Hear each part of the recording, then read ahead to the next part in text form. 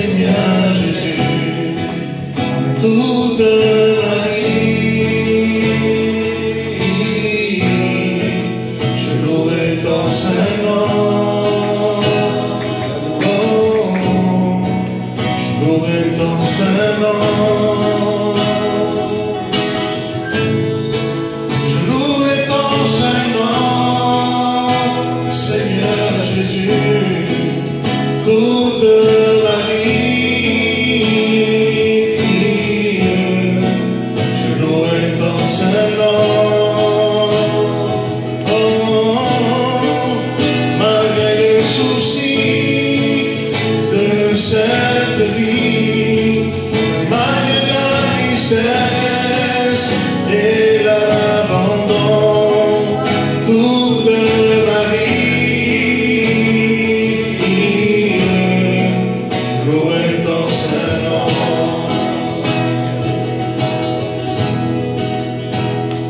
Je veux être en sa présence, quand j'y retrouve la liberté. Je veux être en sa présence, rien dans ce monde ne peut me comparer. Je veux être en sa présence, car j'y retrouve le Dieu d'éternité. Je veux être en sa présence, rien dans ce monde ne peut la comparer.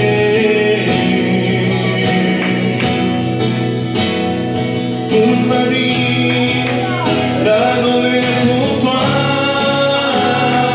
toute ma vie, au pied de la croix, toute ma vie, à marcher dans tes bras, toute ma vie, à rester près de toi, et même si la tempête fait rage, et que les vents me font perdre le courage, je m'appuie sous le rocher, aucune montagne ne pourra m'arrêter.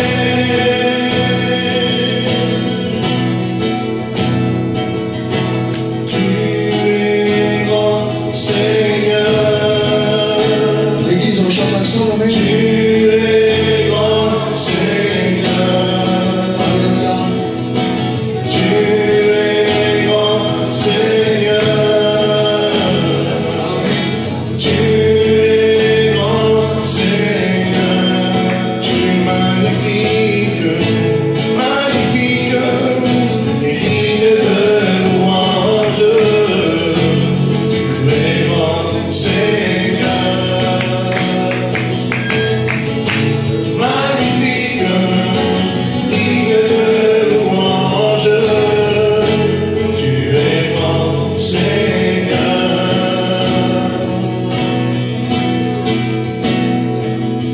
Jésus, combien tu es fidèle, tu ne m'as jamais laissé, jamais abandonné. Jésus, combien tu es fidèle, tu ne m'as jamais laissé, jamais abandonné. Tu es l'ami fidèle, ton est si bon. Tu es mon modèle, Jésus est ton nom. Tu es si patient, plein de compassion. On le chante ensemble, Tu sais alléluia. prendre le temps, fidèle est ton nom.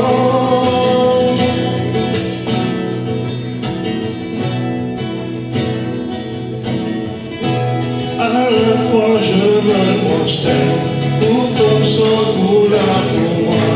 Aucun amour est Jésus, bénis ce moment. Longtemps, mon Dieu, Seigneur. Tu as gagné sur la mort, la gloire au milieu de tes hauts. Amen. Rien ne peut nous séparer.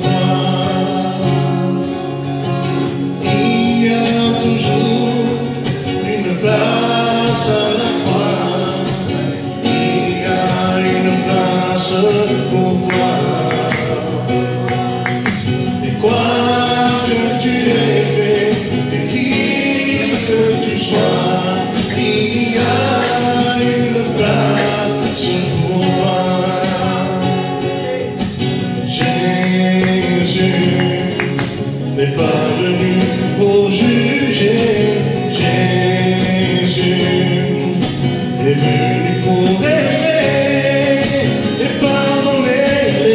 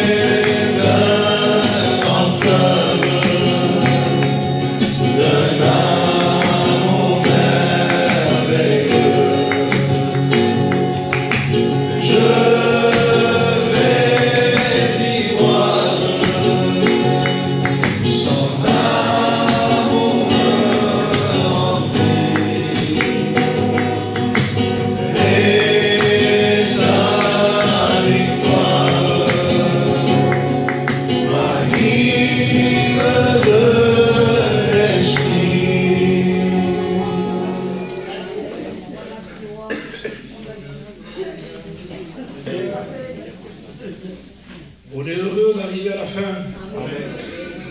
La fin de toute chose est proche, frères et sœurs. Nous sommes au final. Nous sommes au dernier mètre, je dirais presque. Et de remise en question nous est utile à chacun de nous. Ce n'est pas tous ceux qui diront Seigneur, Seigneur, a dit Jésus-Christ, qui seront sauvés. Ce sont ceux qui écoutent la parole de Dieu et qui la mettent en pratique, nous n'oublions pas. Dieu ne parle pas en vain. Dieu n'est pas un homme pour mentir. Ce qu'il dit, le fait. Il nous a dit qu'il viendrait nous chercher, nous allons chercher. Il nous a dit aussi qu'il y avait des vierges sages et des vierges folles. Il nous a dit aussi qu'il prendrait les vierges sages et que les folles resteront ici et le fera aussi. Aujourd'hui, il y a un évangile qui est en train de rentrer où le Seigneur prend tout le monde. Voilà, donc les gens vivent dessus de fausses sécurité.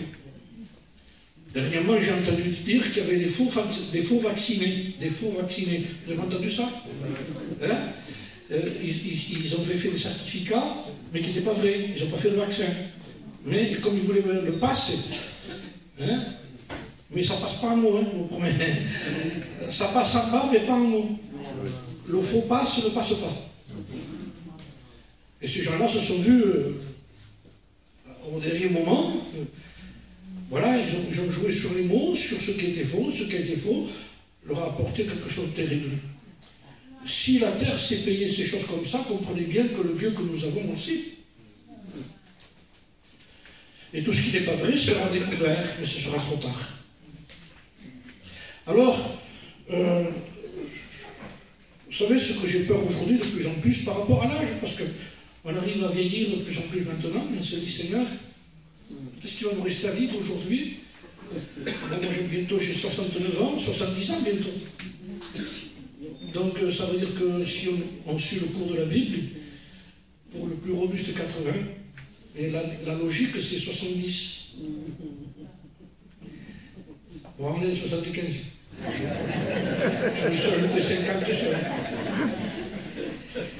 Mais on n'est pas là que c'est tout, c'est fini, quoi. On n'a pas aller plus loin. On ne peut pas faire autre chose, on ne peut pas se monter la tête. Hein. Mais la peur, la grande peur, c'est qu'il ne reste plus, bon, nous ne parlons pas d'anciens parce que ce n'est pas le nombre des années qui compte, c'est le message qui reste. Et nous savons qu'aujourd'hui, malheureusement, je le dis, nous n'écoutons plus ce que nous avons écouté. Michel, on est dans des temps difficiles. Vous savez, il y a des jeunes ici encore qui continuent à prêcher la parole de Dieu. Je sais que ce sont des hommes fidèles. Hein? Vous avez dans votre église un frère fidèle. Et je disais, je prête ma confiance à ce frère aussi. Donc je suis heureux quand je sais qu'il y a un pasteur dans une église qui tient la route. Vous voyez? Donc on se dit, la suite est assurée.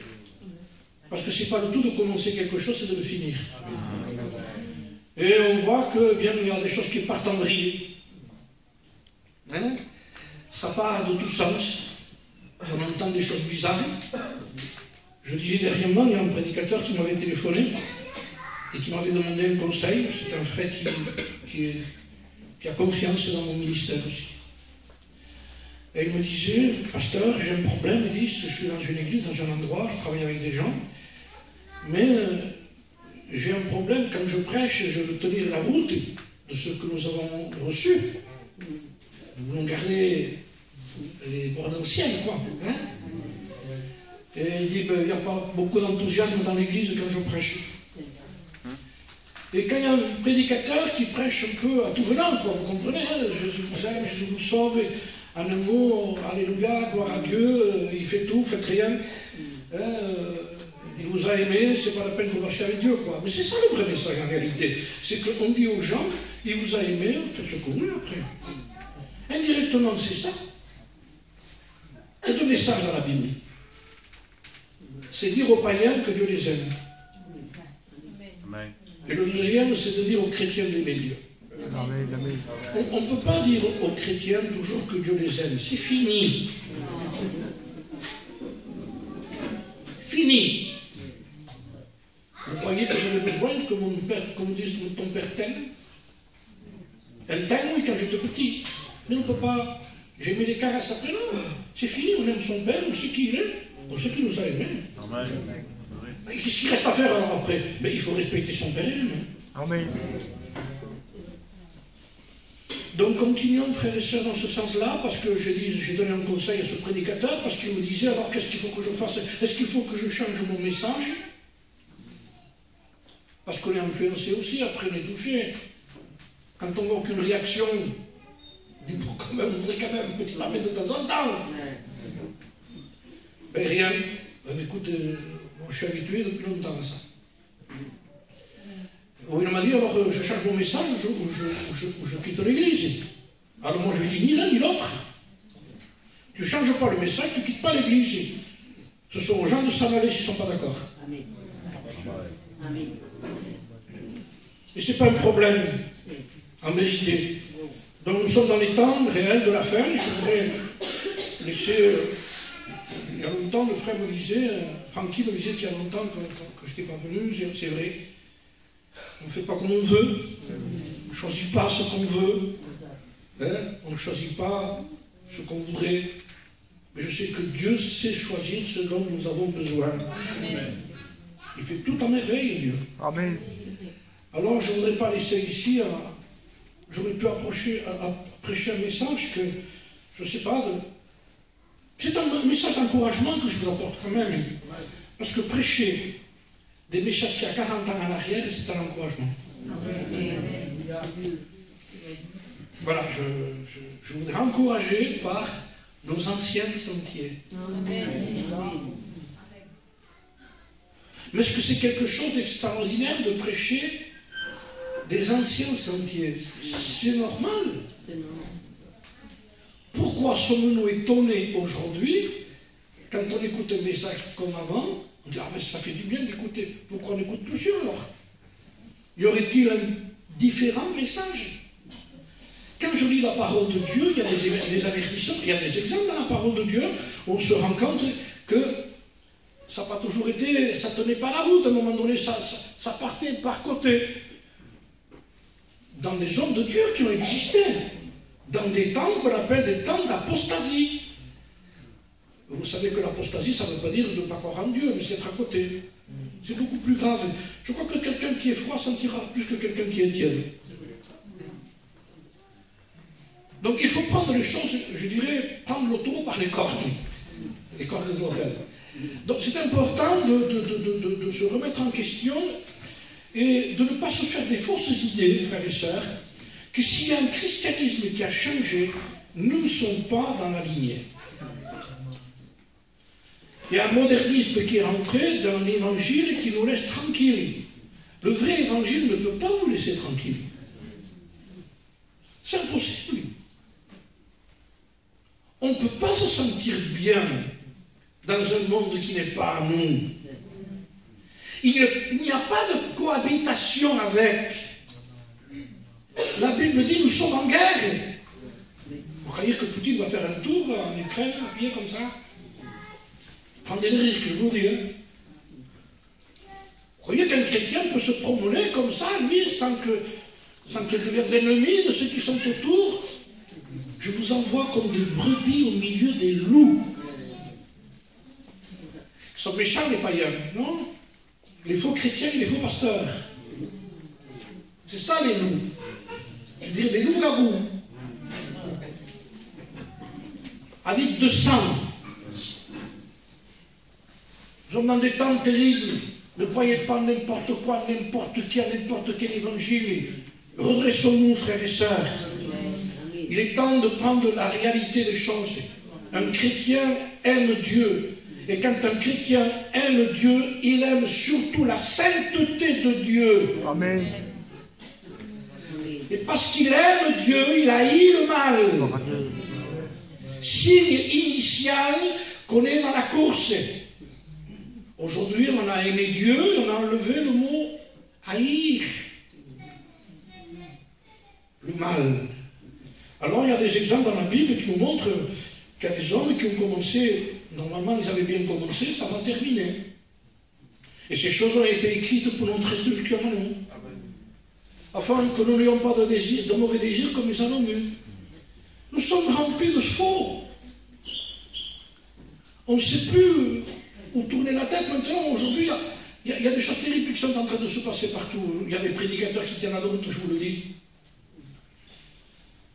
Je suis en contact avec des prédicateurs qui se battent aujourd'hui. C'est des guerriers. Ils ont dit non, ils disent non encore aujourd'hui. Il n'y a rien qui les influence. Même si l'église se vide, et libre que je vous dis, hein, mais ils continuent avec le même message pour l'intérêt de l'église. En un mot, je voudrais faire pousser un cri, nous ne passerons pas de compromis. Amen. Amen, Seigneur. Et nous arrivons à la fin. Quelle grâce! Vous savez, on m'a envoyé un message, fatigué, mais poursuivant toujours. Et sur une photo, il y avait un homme avec une canne qui marchait de loin. Et j'ai envoyé ça à mon petit-fils Nénès. Et lui, ça, le savant, m'avait fait une photo à moi par derrière, comme ça, je ne l'ai pas vu. Où j'étais comme ça avec une canne. Il dit, j'ai eu tout ça de lui. Je dis, oui, mais aussi pareil, j'ai fatigué. Mais poursuivant toujours. Je le dis parce que j'ai un certain âge, je ne le ferai pas si j'aurais 35 ans. Mais parce que c'est vrai, parce qu'on ne veut pas notre évangile. Je rentre dans une lecture de la parole de Dieu, je voudrais vous lire un texte qui m'a fait du bien, il y a beaucoup de choses que je voudrais dire, peut prêcher peut-être 1h30 ou je ne sais pas. Mais ce n'est pas le but, hein. Je ne vais pas essayer de vous en prendre plein la tête. Je voudrais lire ce texte-là, je l'ai noté, c'est un psaume, le psaume 132, verset 8. Je l'ai relu, le texte, parce qu'il fait partie du message que je vais vous dire ici. Lève-toi, Éternel, viens en ton lieu de repos, toi et l'arche de ta majesté. Que tes sacrificateurs soient revêtus de justice et que tes fidèles poussent des cris de joie. C'est un problème tout ça, mais aujourd'hui il y a des mots qui sont sortis et donc qui ne font plus partie de ce psaume en réalité, je dirais. Maintenant, lève-toi Éternel, viens en ton lieu de repos. Le lieu de repos, c'est l'église qui apporte le repos à Dieu. C'est l'église qui garde la parole de Dieu parce que ça repose au Dieu. Ça repose au Dieu de savoir qu'il y a une église qui garde la parole de Dieu. Ça ne repose pas un père quand il sait que son fils l'écoute. Quelle tranquillité. Quand il dit, tu ne sors pas ce soir, hein? D'accord. Tu n'as pas là-bas ce soir, hein? D'accord. Quel repos. Quel repos, mais quelle tristesse, quelle angoisse pour un père que ça... Non. Mais ton frère, il aime quand même. Comment on va faire? Comment voulez-vous qu'il trouve le repos, un père? Le repos, c'est d'obéir à Dieu. Mon fils, sois sage, dira la parole de Dieu, afin que je puisse répondre à celui qui m'outrage. Si tu es pas sage, je ne peux pas répondre au diable. Celui qui m'outrage, c'est le diable. Mais comme tu n'es pas sage, je ne peux pas lui répondre. Je ne peux pas t'aider. Sois sage.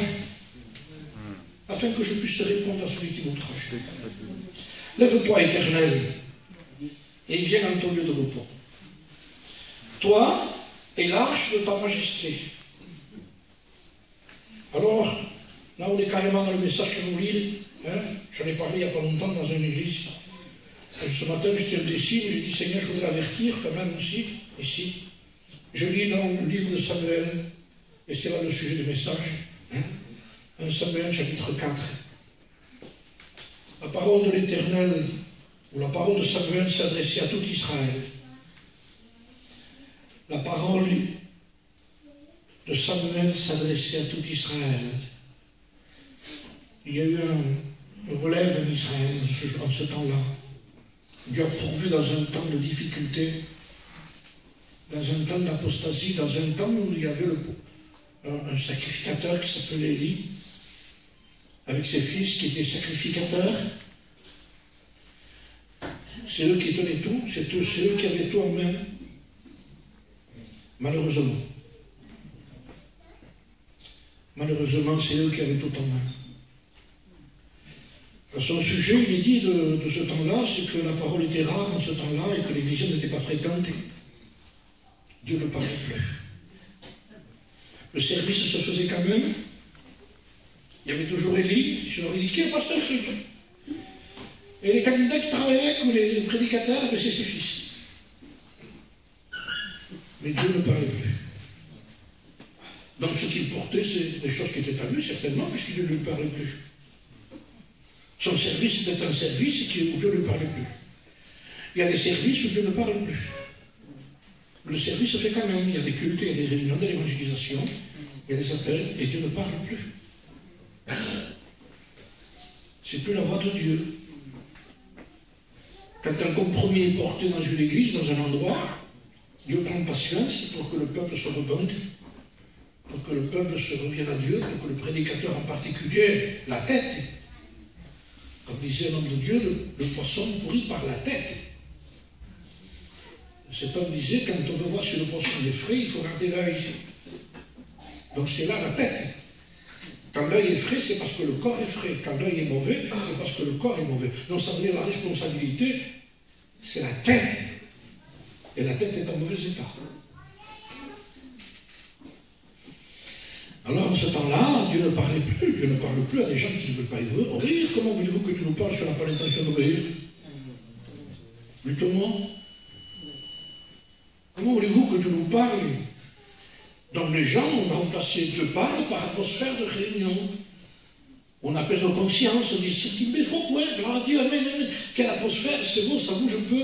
Hein, c'est Florian qui disait, Florian a été une référence, hein. Je dis ça parce qu'il n'est plus là. Il disait, quand on chante un cantique, il ne faut pas que la jambe bouge, puis l'épaule. Je mets les cantiques du frère, je dis, c'est ce frère. Ils sont beaux ces cantiques, mais ce n'est pas le cantique d'un frère, il faudrait que toute l'église continue à chanter quand même. Hein. Alors repartez dans ce sens-là. Je connais nos églises, moi, je vous connais à fond. Comme l'église de Béziers, pareil. Donc je sais que vous aimez écouter chanter, le Seigneur nous appelle à chanter, Manique s'est toujours battu pour ça. Il n'a pas trop réussi non plus comme nous. C'est la tête qui est touchée. Et en ce temps-là, il dit que justement, Dieu a pourvu que même dans un temps comme ça, où la tête était touchée, vous savez ce qu'il dit? C'est que les fils d'Élie, c'était des sacrificateurs qui ne connaissaient pas Dieu. Des sacrificateurs qui ne connaissaient pas Dieu. Vous voulez qu'on le traduise dans le Nouveau Testament? Dans les temps qu'on vit aujourd'hui, c'était des prédicateurs qui ne connaissaient pas Dieu. Donc, comment ils ont fait pour être prédicateurs? Ben, ils se sont fait baptiser, ils n'étaient pas chrétiens, je ne sais pas. Ou c'est devenu des apostats. C'est devenu des apostats. Le péché était chez eux. Le péché était chez eux. Il y a une façon de traiter le problème. Et lui, il disait, c'est pas bien ce que vous faites, mes fils, c'est pas bien. Permettez-vous de dire ce qui est écrit. Il commettait l'adultère devant adultère, vol. Ils étaient pourris. Et continuez. Comment voulez-vous que Dieu parle?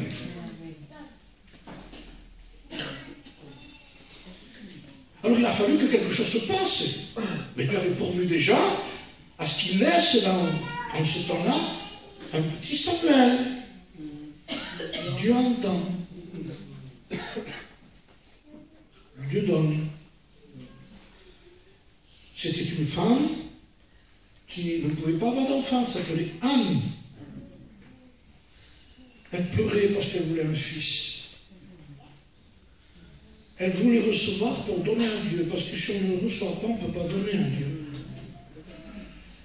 Et c'est ce que Dieu lui a donné, qu'elle a donné à Dieu. Et quand on a reçu quelque chose de Dieu, on le donne à Dieu. Un homme de Dieu a dit, si vous donnez Isaac, il vous rendra Isaac. Donnons. Il est temps de donner. Ne gardons plus rien. Nous allons tout perdre. Tout ce que vous gardez, vous le perdrez. Un homme de Dieu, tout ce que vous donnez à Dieu, vous le retrouverez. De là le mot, amassez-vous des trésors là-haut dans le ciel. Ne soyez pas riches pour vous-même, ni pour nous-mêmes, soyons riches de Dieu. Un conseil de Dieu, je ne donne aucune leçon, je donne des conseils de Dieu qui vont pour moi et pour vous. Quel triste état! Là où il fallait consulter Dieu, Dieu ne parlait plus. Alors qu'est-ce que c'était les réunions? Ben Dieu vous aime, Dieu vous bénit, gloire à Dieu, je ne suis pas là, il dit. Vous avez vu le succès qu'il y a aujourd'hui quand on dit tout ce que Dieu donne, tout ce que Dieu fait, tout ce qu'il fait. Même on accuse les chrétiens après, même maintenant, c'est parce qu'on manquait de foi, manque de justice, il faut revenir à Dieu. Nous sommes en train de perdre la justice. Et c'est l'injustice, quand ce n'est pas la justice, c'est l'injustice, il n'y a pas de juste milieu, c'est l'un ou l'autre. Si ce n'est pas le chemin étroit et resserré, c'est le chemin large. Il n'y a pas trois. Si ce n'est pas le fils dans la maison avec le père, c'est le fils dehors de la maison. Je ne connais pas de troisième, moi. Oui. Mais c'est celui qu'on a inventé. Il s'est fait une petite cabane. N'existe pas. Deux. Ismaël, Isaac. Dieu, je suis à moi. Caïn, Abel, que je suis. Si on donnerait des noms qu'il faut, on saurait qui on est. Et il y aurait une chance pour nous encore de revenir à Dieu. Mais comme aujourd'hui, il ne faut pas trop vexer. Non, c'est diabolique, je vous dis franchement ça. Parce que l'amour de Dieu, c'est pas ça. L'amour de Dieu, c'est pas de nous égorger. L'égorgeur, c'est le diable. Mais l'amour de Dieu, ça a été toujours de faire revenir le peuple. Parce que le peuple a un moyen, et nous avons tous un moyen, j'ai un moyen que j'utilise très souvent dans ma vie. Vous savez ce que c'est? Repentez-vous. Il n'y a aucun homme qui est vivant qui ne pêche jamais, dira la parole de Dieu. Donc nous sommes tous, nous ne sommes pas exempts de ne pas pécher. Et ce qui est sûr, c'est qu'il y a le médicament continuel, sans cesse. Ne le laissez pas, on meurt si on le laisse, ce médicament. C'est repentez-vous. Demandons pardon à Dieu. Si quelqu'un a péché, il dit, nous avons un avocat auprès du Père. Il est encore en train d'intercéder, le Christ, vous le savez, que Jésus prie pour nous. La vérité, c'est j'irai vers mon Père et je lui dirai. Est-ce que c'est si compliqué que ça? Les frères et sœurs, si nous n'avons pas décidé de nous repentir dans un état que nous pouvons avoir, soit les plus querelles, les animosités, les petits machins, les petits trucs, c'est pas grand-chose ça. Mais c'est les mouches mortes qui infectent l'huile du parfumeur. Et on s'étonne.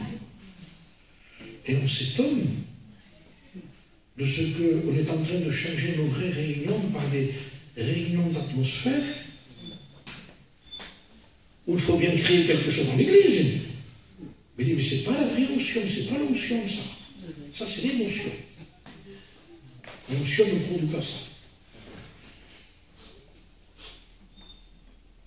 Vous avez la révélation et la divination. Aujourd'hui, c'est plus la révélation, c'est la divination. Parce que le diable s'est transformé en ange de lumière. Quand il voit que les gens acceptent le faux évangile, ben, il dit, on est d'accord. Et je vous promets que dans certains endroits, ce n'est plus Dieu qui règne. Est-ce que Dieu n'y serait pas? Pour certains, il y sera, mais ces personnes-là ne pourront plus rester s'ils persistent à rester fidèles. Vous aurez pour ennemis les gens de votre propre maison. C'est chez nous qu'il y a le problème. Samuel s'adressait, Samuel grandissait. Samuel grandissait par n'importe où. Pas en vacances, pas dans un club, pas dans une piscine, pas au bord de la mer, pas dans un mariage païen. Grandissait auprès de l'Éternel. Samuel grandissait pas avec des faux papiers. Dans la vérité. Frères et sœurs, je suis obligé de dire tout. Le peuple est en train de s'égarer avec certaines façons de penser. Le mot spérécho, c'est un mot qui est diabolique. Vous n'êtes pas l'auteur, moi non plus, mais ne disons pas que c'est rien, c'est quelque chose. Demandons pardon à Dieu. On s'en sortira, je vous promets qu'on s'en sortira. Il y a des choses difficiles à faire, mais vous croyez que la vie chrétienne c'est facile, non?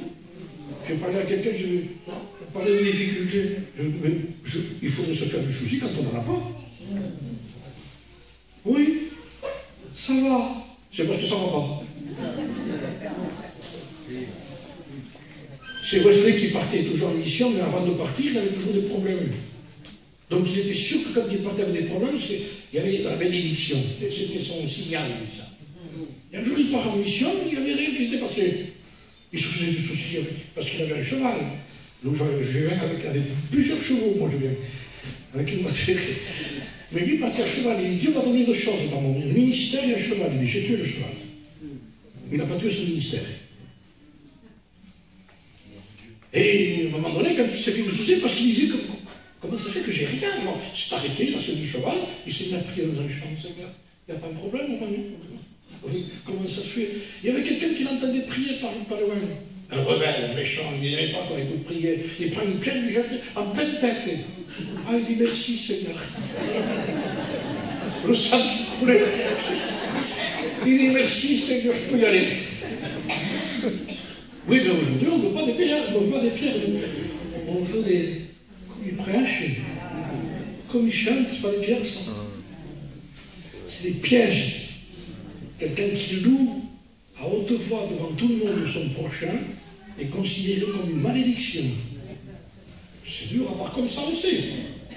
Parce que tout le monde aime de temps en temps le petit sucrerie. La plante devient diabète, comme je sais. Non, non, non. Il n'est pas écrit soyez sucrés, soyez salés. Quel temps il y avait un Samuel qui grandissait auprès de l'Éternel. Auprès de Dieu. Il dormait dans l'arche. Il ne connaissait pas la voix de Dieu encore, mais quand le soir Dieu l'a appelé un jour Samuel, il s'est levé, il a été vers Élie. Mais vous ne trouvez pas, moi, ça me fait quelque chose quand je pense à ça.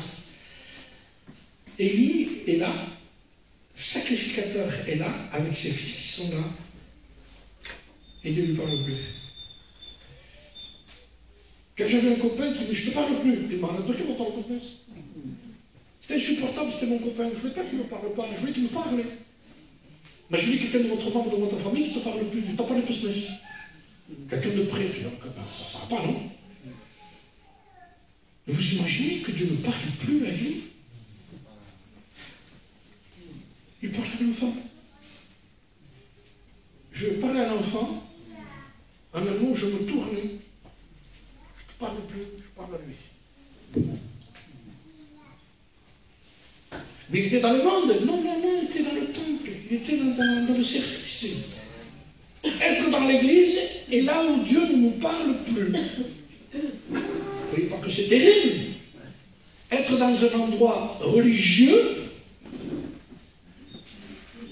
et Dieu ne me parle plus. Je vais à la réunion. Mais Dieu ne te parle plus quand même. La réunion n'est pas le signe que Dieu me parle. La réunion, c'est le normal de tout chrétien. On ne fait rien d'extraordinaire d'être ensemble. Même s'il fait froid, qu'il fait chaud. Même si c'est loin, même si c'est près. Vous savez ce que disait l'homme de Dieu? Quand vous savez qu'il y a une église qui est fidèle, ne regardez pas la route qui a beaucoup de kilomètres. Faites-les. C'est l'intérêt de votre vie, de votre famille, de vos enfants. Ils seront ce qu'ils seront. Ça n'a pas toujours été succès chez nous, je vous le dis. Mais ils savent où est la vérité. Et ils connaissent la vérité. Et s'ils viennent un jour, et s'ils reviennent à Dieu, ce sera dans la vérité. Et on n'a pas peur que lorsqu'ils reviendront, vous savez, moi je préférais toujours, je préfère moi qu'il y ait plus tard une véritable conversion que ne pas un soulagement pour moi. Je l'ai trouvé ça. Quelqu'un dit, ben, moi je suis tranquille, moi ils sont dans la réunion. Il est candidat au baptême, il va se faire baptiser bientôt. Tranquille, tranquille. Tranquille, comme je dis souvent, je dis en prêchant, ce ne doit pas être une petite chrétienne, petit, mariage arrangé, je répète, ben, il fallait qu'elle soit baptisée, alors on a tout fait pour que ça s'arrange, presque des dessous de table. Et même on se fâche après. Tu ne la baptises pas, Michel? Comment qu'est-ce que tu brûles? Parce que c'est un mariage prévu. Bon, ça se fait. C'est moderne. À un moment donné, j'étais plaisir, c'était une agence matrimoniale. Alors, c'est chez nous, on va voir. Alors, petite chrétienne, petit travail. Ah, ce petit travail. J'ai envie de dire petit Dieu aussi. Petit Dieu, parce que ne peut pas tout avoir. Et j'ai vu que la tranquillité n'était pas pour Dieu en réalité, c'était pour le Père, parce que le Fils ne sortait plus, parce qu'il n'aurait pas de dispute avec dans son foyer. Tous mes soucis, ça va, bien sûr que c'est un certain calme, mais à quel prix? Nous ne lui trouvons plus. Mais on sait où on en est. Mais ce que tout le monde veut, des foyers, des enfants mariés, mais vrais chrétiens, frères et sœurs. Il va y avoir des soucis énormes. Parce que ça va exploser, ça ne tiendra pas, ça ne peut pas tenir. Vous allez voir des dépressions spirituelles, des dépressions nerveuses. Les chrétiens, comme ne veulent pas marcher avec Dieu, il faudra qu'ils prennent des choses qu'il ne faut pas. C'est normal, comme on vous fasse. Voilà. On cherche des moyens partout. De tout temps, les gens ont cherché des moyens. Alors, ce qui a déclaré justement qu'il y avait quelque chose qui ne marchait pas en cette époque-là, ben je vous le lis, c'est écrit ici, c'est que la Bible dit que Israël sortit contre les Philistins pour combattre. C'est le combat qui montre ce qu'il y a après. Tant que tout est calmé, mais tout d'un cas, paf, une épreuve, un combat. Alors il dit qu'ils campèrent près d'Ebenezer et les Philistins étaient campés à Ephek. Les Philistins se rangèrent en bataille contre Israël et le combat s'engagea. Israël fut battu. Trouve tout à fait normal tout ça, non? Mais pas Israël. C'était pas normal qu'il soit battu. Israël ne fuyait pas devant les Philistins. Jamais. On donne des logiques aujourd'hui. Non, il s'engagea et les Philistins tuèrent sur le champ de bataille environ 4000 hommes. Le peuple rentra dans le camp. Ah, et là, les anciens d'Israël dirent, ah, heureusement que nous avons des anciens, ils sont arrivés. Alors, comme zéro. Comme zéro, oui. Je parle de l'exemple d'ici, qui existe aujourd'hui, ça existe aussi. Alors je me permets de dire ce que je dois dire, parce que on n'a pas de temps à perdre. Vous le savez que c'est comme ça existe aujourd'hui. Alors toujours, j'étais en train de parler, justement, j'étais en train de prêcher, je vous dis, et je disais que, je parlais dans certaines églises que le péché commence par les prédicateurs aussi. Alors je me suis tourné, je me suis dit, je ne sais pas, faites pas ça, vous, non? Il y en a qui se le prennent mal. Tu le fais, alors? Je parle pas de moi, moi. Tu le fais pas. Oh. Les anciens anciens d'Israël dirent, pourquoi l'Éternel nous a-t-il laissé battre aujourd'hui? Bonne question, par les Philistins. Maintenant, la méthode.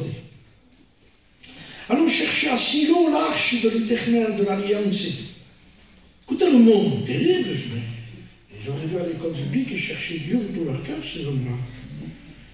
Ils disent que l'arche vienne au milieu de nous et qu'elle nous délivre de la main de nos ennemis. Le peuple envoya à Silo. Les anciens disent, va chercher, vous savez, l'arche c'était un coffre, comme ça, quoi. Il y avait à l'intérieur la manne du désert, ça avait mis la main à l'intérieur, les tables de la loi de Moïse et le bâton de Moïse. Donc il y avait tout le symbole de ce que c'était la doctrine. La parole de Dieu, la Sainte Seine, les miracles, il y a toute la doctrine là. Il y a tout ce qu'il faut. Amenons. Mais il faut la Sainte Seine, bien sûr qu'il faut la Sainte Seine. Mais c'est le même mot. Délivre-nous. Il faut se prosterner devant le Père, là. C'est un symbole. Les symboles ne sont pas suffisants. Mais c'est biblique, mais bien sûr. La doctrine n'est pas biblique. Et vous avez des gens qui ont la doctrine, ils ne sont pas sauvés. Les docteurs en théologie ne sont pas sauvés. Il y a un problème alors. Parce que tout ce que nous pouvons avoir, et on en a fait un cheval de bataille, les micros, le pupitre, la guitare, le piano, et tout ce qu'on veut. Il n'y a pas une petite fiole d'huile qui parfois sent le rance. Donc tout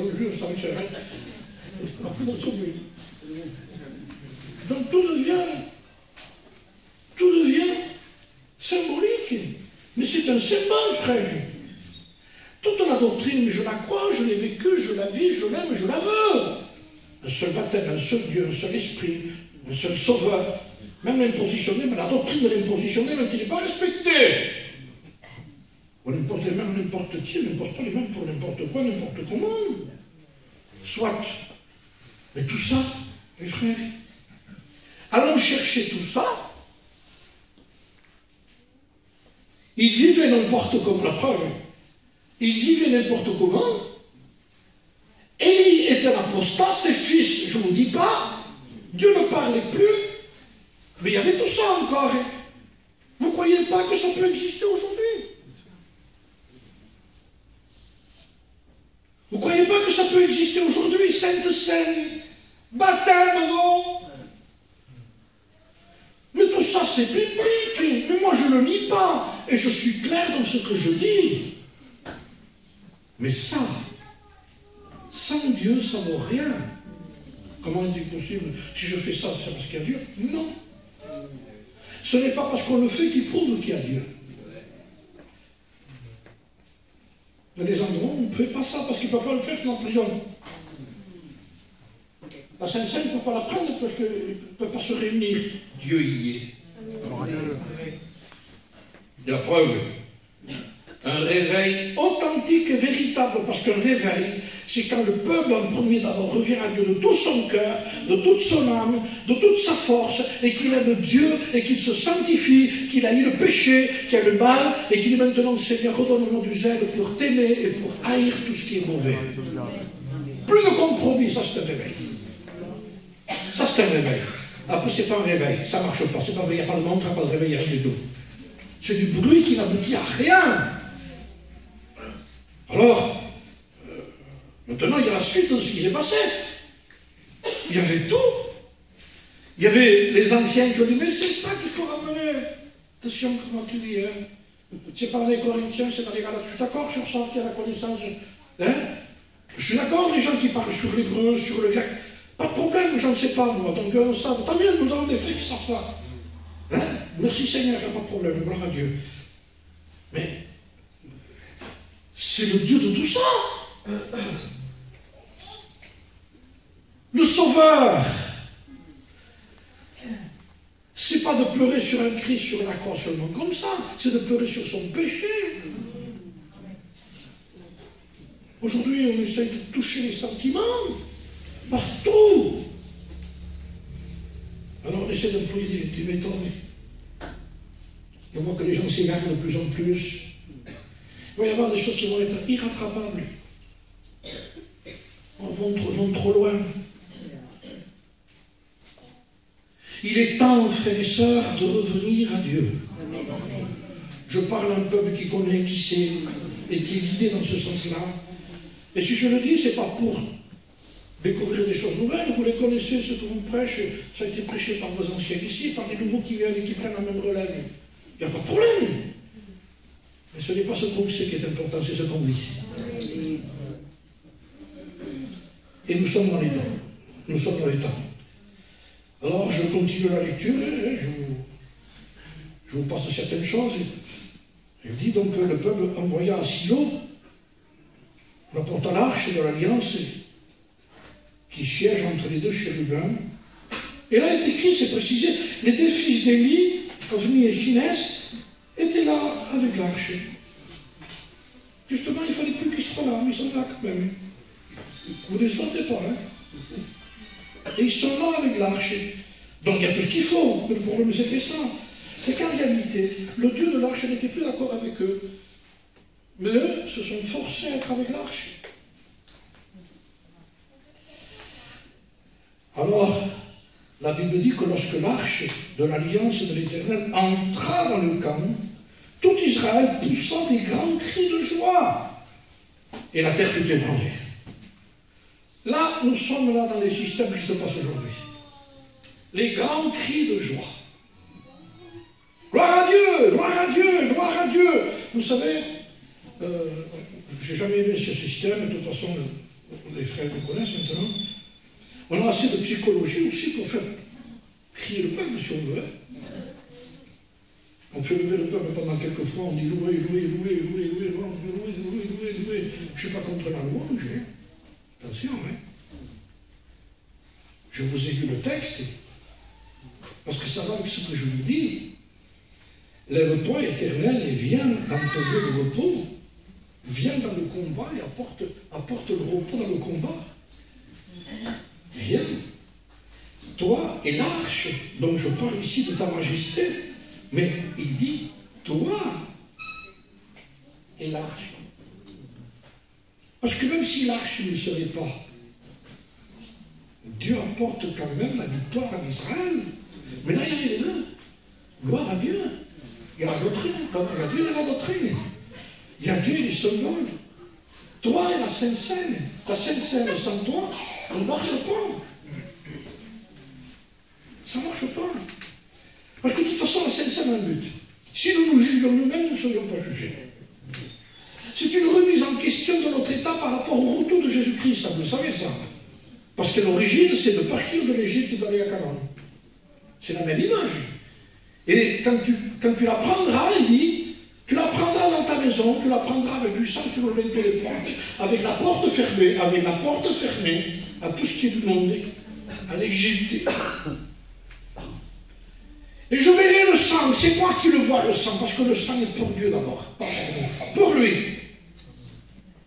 Avec une porte fermée à l'intérieur, quand tu pries, tu t'enfermes, tu fermes ta porte, et tu restes à l'intérieur et tu ne bouges pas, ça revient au mot « demeurer en moi ». Aujourd'hui, les gens sont partout, ils sont pas en lui, je vous le dis. Alors, je verrai le sang. Restez à l'intérieur, ne sortez pas. Si vous sortez, vous allez avoir des problèmes. Et même s'il y a à l'intérieur, il y a dehors, il y a le sang, il y a dedans, il y a l'agneau, il dit, si vous sortez dehors, je ne suis plus responsable de ce qui vous arrive. Donc c'est une église en réalité enfermée. Je dis hermétique. Vous savez que souvent il y a le second. Vous savez que la lumière qui est dans le lieu très saint, il fallait que ce soit la lumière de l'intérieur qui est claire dedans. Il ne fallait surtout pas qu'aucun filet de lumière passe à l'intérieur. Aucun. Si vous aurez entré dans le lieu très saint, s'il n'y aurait pas eu les lampes allumées, on aurait marché comme ça. On n'aurait rien vu. Rien. La lumière venait de l'intérieur. Sa lumière vient de l'intérieur. Dieu n'utilise aucun moyen humain dehors pour éclairer ce qui est à lui. Alors, ils ont crié et ils ont poussé des cris de joie. Alors j'ai vu ce que produisaient ces cris, hein, mais c'était surtout ce que le peuple devait produire, lui. Seigneur, toi et l'arche de ta majesté, que tes sacrificateurs soient revêtus de justice. Je veux qu'il y ait des sacrificateurs, mais qu'ils soient revêtus de justice. Pas de l'habillement de sacrificateur, de la justice du sacrificateur. Encore maintenant, il y a ce mot. Et que tes fidèles, Seigneur, après les ministères responsables, vous voyez d'abord commence Dieu, commence l'arche, commence les sacrificateurs, il dit, et tes fidèles qui sont là, Seigneur, écoutez bien, et que tes fidèles poussent des cris de joie. Le cri de joie, il le fait. La loi, il la fait. Mais il y avait des cris de joie sans justice. Et les gens confondent le cri de joie avec la justice. Et s'il y a ce bruit, si ça passe comme ça, c'est parce qu'il y a Dieu. Il dit, il n'est pas là, Dieu. Je vous promets que Dieu n'est pas partout. Il s'est arrangé à employer ce mot, Dieu est amour. Mais c'est justement l'amour de Dieu qui nous dit ça.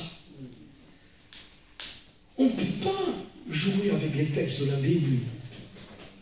On peut ne pas les croire, dire à la Bible, mais aussi on peut entendre le sens des cris. Entendre le sens pour leur propre ruine. Frère, nous nous avertissons, je sais que le message est difficile à passer, mais nous sommes dans des temps d'avertissement. Revenons. Nous ne sommes pas appelés à avoir du succès.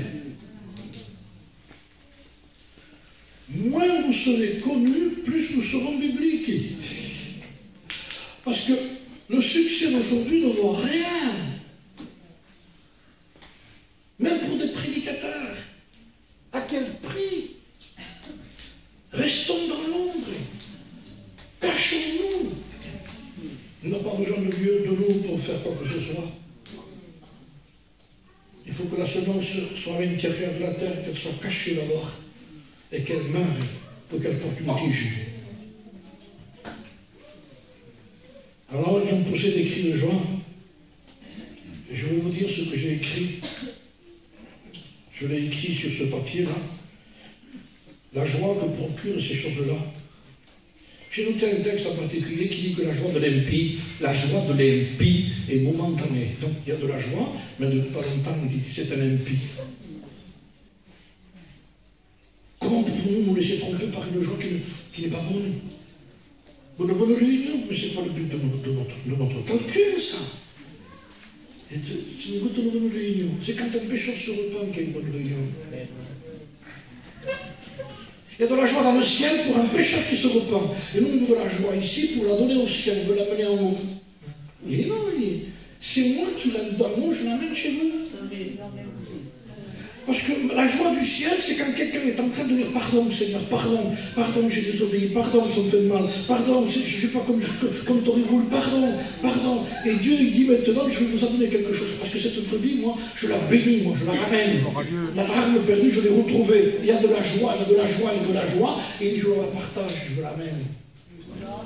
Je l'amène, je la fais connaître au peuple, je la donne au peuple, je la donne aux brebis. C'est une joie qui est profonde, qui est intérieure, qui peut s'établir avec tous les problèmes qu'on peut avoir dans la vie. Je veux que ma joie soit en vous. C'est sa joie, lui. Ça n'a rien à voir avec les cris. D'abord, ça fait trembler la terre. La terre a tremblé, il dit. C'était pas le ciel qui tremblait, c'était la terre. Et pour faire trembler la terre, il faut être un terrien. Et là, il y a des systèmes qui font trembler la terre, qui font trembler les estrades, qui font trembler les gens, qui trompent les gens. C'est du faux, c'est pas du vrai, c'est une émotion. Wilkerson dit qu'il ne faut pas confondre onction et transpiration. Revenons, frère. Revenons à dire tu as raison, Seigneur. On a employé les mauvaises choses, on a employé les mauvais systèmes qui semblaient évangéliques, parce que je vous ai parlé de tout ce qui était évangélique, moi là. Il n'y a rien d'étranger. L'arche, les sacrificateurs. Mais c'est eux le problème. Voilà ce que veut démontrer Dieu. Le problème n'est pas à l'extérieur, il est chez nous. Comment on fait alors? Alors il y en a qui disent, bon, on a assez de cet enseignement-là. Tout le temps, la sainteté, là. Alors, est venu au moment donné, la grâce, comme si on repêchait la loi. J'ai découvert la grâce aujourd'hui. Mais comment on fait pour être sauvé, nous? C'est la grâce qui nous sauve, nous. Et après la grâce, qu'est-ce qui nous reste? C'est la grâce de vivre avec Dieu. Et pour vivre avec Dieu, qu'est-ce que c'est? Mais c'est une vie qui se sépare du monde pour vivre avec Dieu. Amen. Ça s'appelle la sainteté. Gloire à Dieu. Où est le problème? Où est le problème? Quel désastre! Ils ont été au combat, il y avait des cris, mais les Philistins ont eu peur. Je vous passe en lecture ici. Les Philistins ont eu peur. Ils disent, ça y est, on est mort. Parce que le Dieu d'Israël est avec eux. Ils le dit clair. La peur des Philistins, c'est pas qu'il y avait un bon atmosphère dans la réunion. C'est parce qu'ils connaissaient plus l'histoire que les chrétiens. C'est lui qui les a délivrés de l'Égypte. C'est les Philistins qui disaient ça. Ils n'étaient pas là, ils le croient, eux, les Philistins. Ils croient plus les Philistins que eux. Les Philistins disent, mais ils les ont délivrés d'Égypte, ça on est mort. S'il est avec eux, on va être les esclaves, il dit, de ces gens-là. Sinon, s'ils ne sont pas nos esclaves, si ce n'est pas nous qui chassons le diable, c'est le diable qui nous chasse, hein.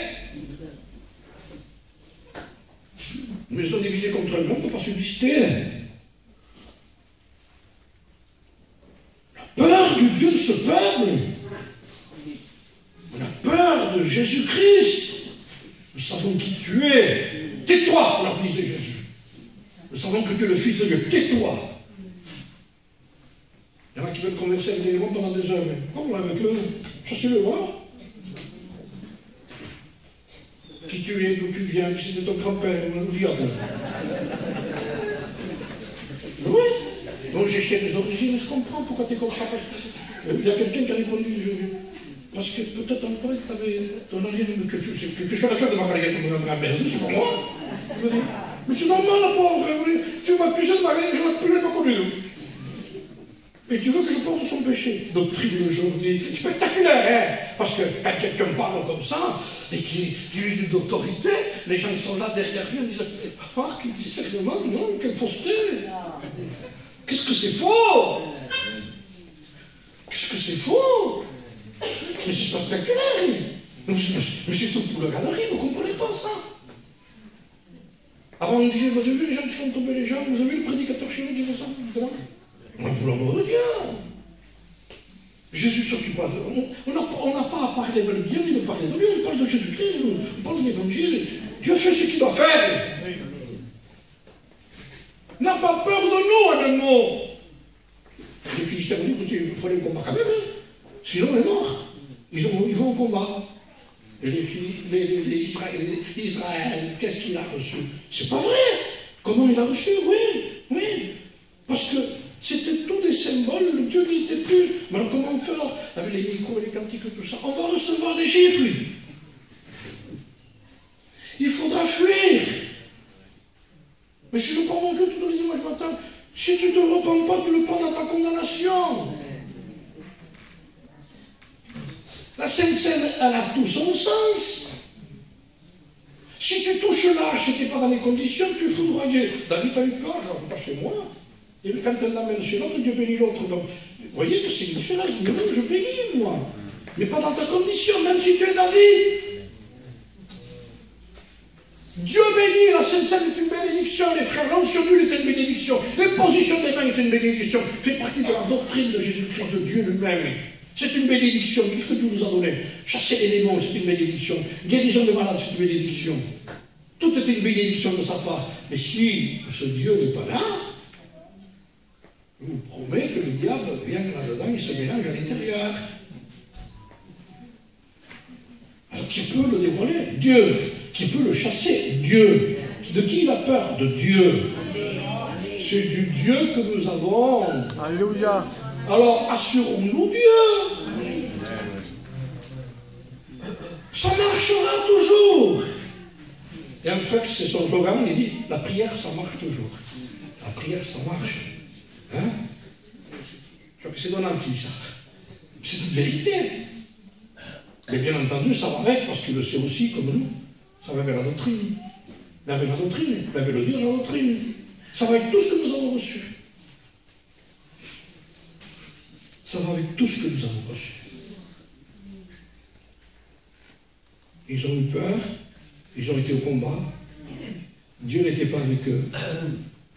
Ils ont été tués. Les fils d'Élie ont été tués au combat. Bon, on peut s'en passer. Au revoir. J'aurais pas pleuré, même pas veillé. Il va se passer, non. C'est le fils d'Élie. Pas de sentiment, pas d'émotion. Une réalité.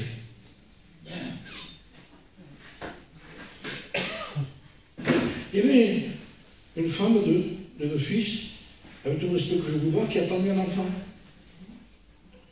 Quand on a su la nouvelle, écoutez bien, quand on a annoncé la nouvelle, on a annoncé la nouvelle à Élie, il dit, qu'est-ce qui s'est passé? Qu'est-ce qui s'est passé? Quelqu'un vient encore, qu'est-ce qui s'est passé? Il dit, l'arche a été prise, tes fils sont morts.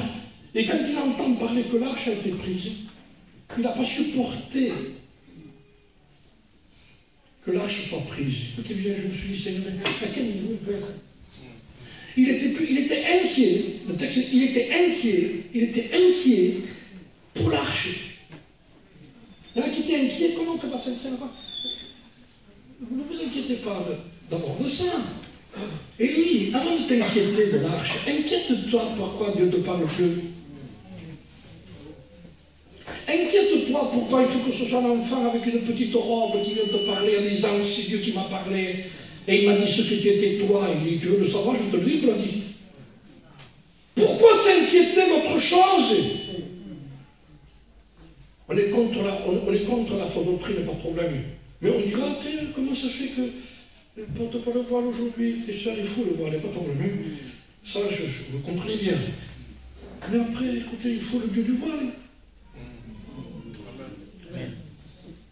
Je dis un voile, ça vaut 1 euro. Et la consécration, ça nous dit. Tu n'as pas un, tu as le Dieu de ça. Tu l'as quoi? Tu le Dieu de ça, tu l'as. Moi, le Dieu de ma prédication. Tu l'as le Dieu de la prédication, toi? Moi aussi, il faut que je me pose la question. On est obligé de veiller. Je ne fatigue pas, je vais finir. Elle a eu des douleurs à cause de cette nouvelle, cette femme. Vous connaissez l'histoire, hein? Donc, elle a eu l'enfant à cause de la situation. Et on lui dit, tu as eu un fils. Il appelait-le, appelait-le, la gloire est bannie Israël. En un mot, j'en ai déduit ça. Que les naissances de cet état, dans cette circonstance, avec l'arche, avec un tel peuple, avec de tels sacrificateurs, les naissances, soi-disant, les nouvelles naissances, sont tout simplement à titre. La gloire est bannie dans l'Église. Il n'y a plus de gloire. On baptise quelqu'un, il ne prie pas, il ne dit pas. Ça grandit comme ça. Pas de Bible, pas de sanctification, pas de mise à part, rien du tout. À part quand quelqu'un, c'est vrai qu'il est né de Dieu et qu'il a sa Bible et qu'il prie, on veut l'envoyer à l'école biblique, je ne sais pas pourquoi. Pas pourquoi. C'est un chrétien normal. Et c'est un super chrétien parce qu'il prie, parce qu'il a sa Bible. On a mis le super dans quelque chose qui était naturel. Il nous manque pour l'Église.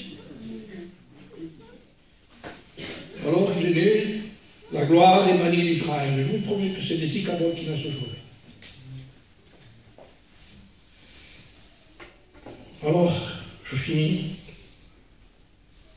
Je le disais il n'y a pas longtemps, l'arche a été prise par les Philistins. Et je voudrais montrer la gloire de Dieu. Dieu est toujours vivant. Dieu règne toujours. Dieu est toujours là. Même si les gens ne sont plus avec lui, lui, il est toujours là. Amen. Dieu est toujours vivant.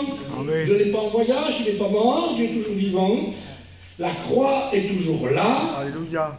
Nous sommes la Pâque. Elle a toujours existé, elle existe encore. Christ, notre Pâque, a été immolé.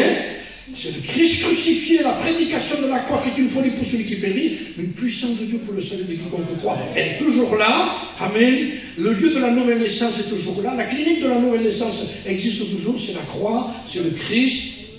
La porte de l'arche du côté ouvert de Jésus-Christ est toujours ouverte. Parce que c'est là où on passe les gens pour être sauvés. Pas de problème, c'est toujours là. Pourquoi? Parce que l'arche il a été amené par les Philistins. Ils ont dit on a un Dieu, on va mettre deux. On va prendre leur Dieu, sur le dedans. Et le matin, quand ils se sont levés, les serviteurs de ce Dieu-là, ils ont vu que Dagon était prosterné devant l'arche. Quel Dieu! Amen.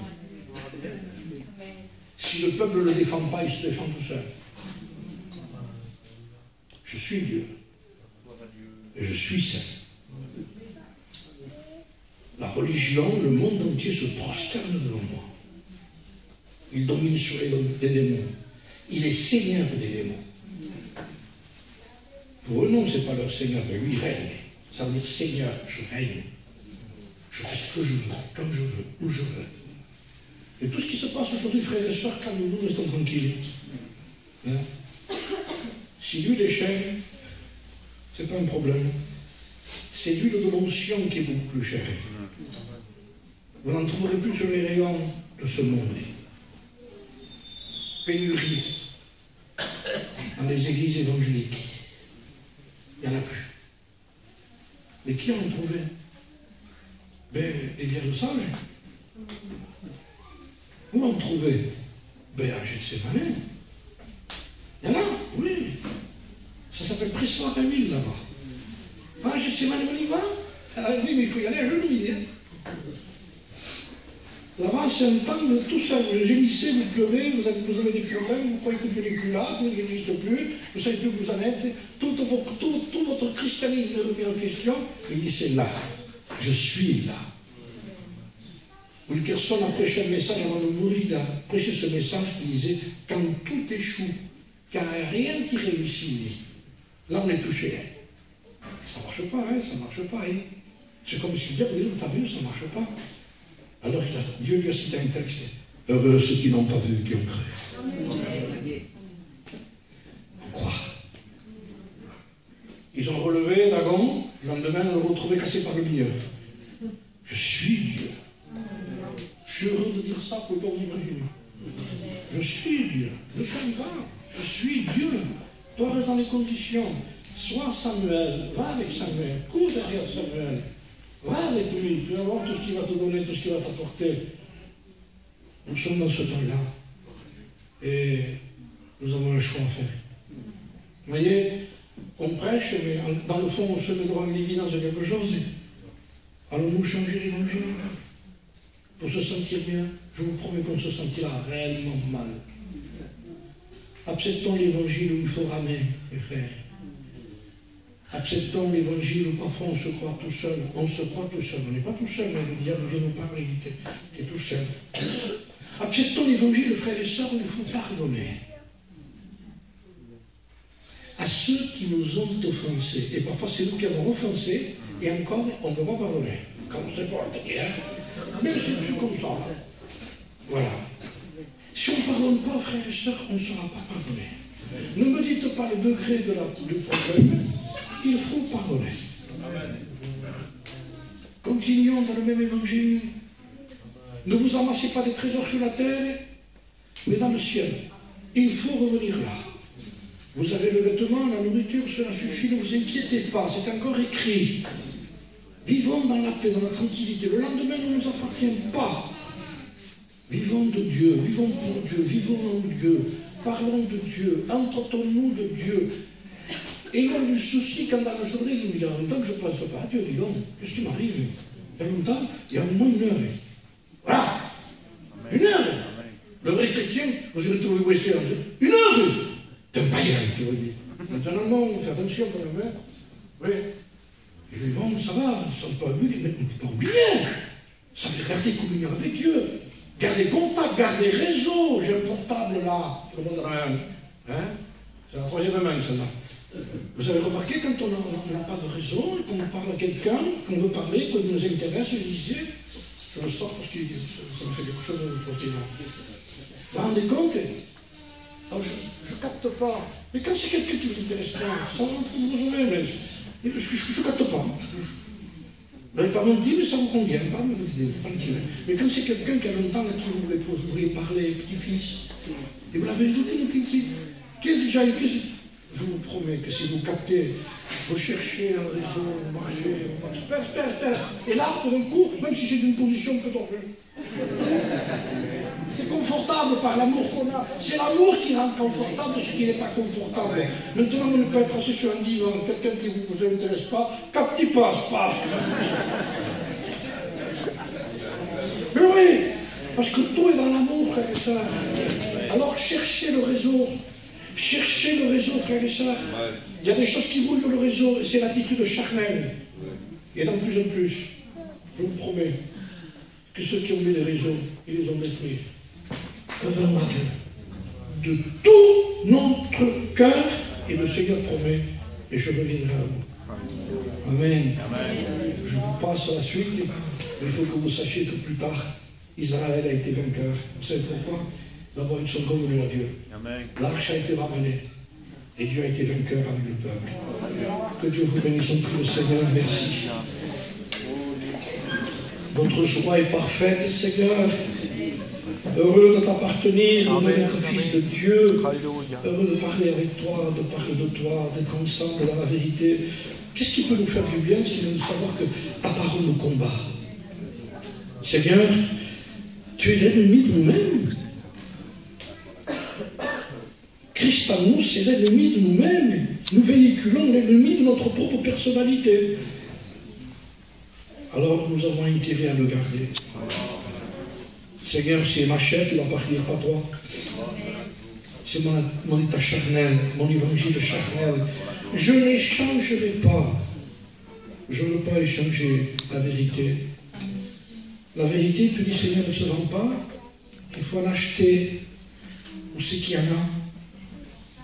J'en veux. Je sais que si j'en veux, elle va me faire du mal. Elle va me vexer, me contrarier, me décourager, porter des problèmes. Ça va produire des vents contraires. Mais comment un bateau à voile peut-il marcher, avancer s'il n'y a pas de vent? Avec une voile tout seul, ça ne marche pas. Mais s'il y a du vent, Seigneur, je vais utiliser le vent pour avancer. Merci, Seigneur.